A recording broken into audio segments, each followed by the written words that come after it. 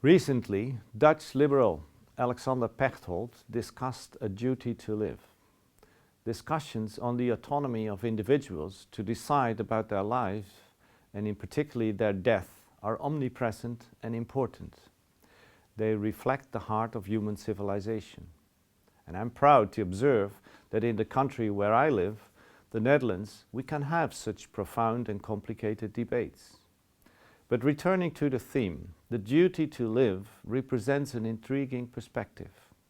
As a rule, the debate on life, and particularly death of one's own choosing, is held against the background of a related construct, which is the right to life.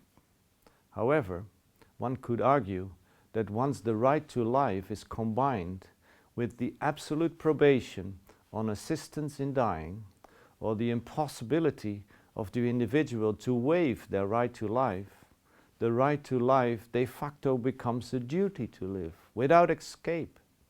In fact, these are not my words, but those of the Supreme Court of Canada, as it ruled in November 2015 against the claim that the existential formulation of the right to life requires an absolute prohibition on assistance in dying, or that individuals cannot waive their right to life.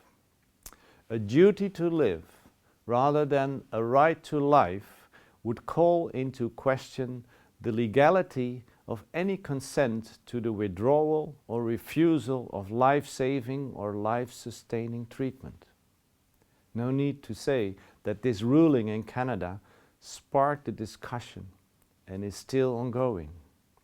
Therefore, let's consider a duty to live. My starting point is that life is given to us, for instance by God, or perhaps more profane, by our parents. Then, assuming life is a gift, do we have the autonomy to decide what to do with it, and to what extent? The French sociologist Marcel Mauss argued that the act of giving creates a social bond with an obligation or duty to reciprocate on the part of the recipient. Thus, to accept a gift means to reciprocate. However, does our implicit acceptance of the gift of life restricts us from using it in free will? How can one reciprocate a gift in case the autonomy to decide how to use it is not granted, but ultimately prescribed? Or alternatively, are we exchanging a gift if human beings cannot, in relative autonomy, decide when and how the gift is reciprocated, including the decision to abstain from it?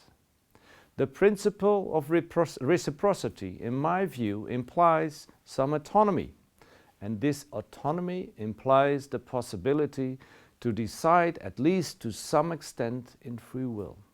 Therefore, a duty to live cannot be absolute, as it deprives the individual from the possibility to reciprocate and to accept life as what it is, a gift.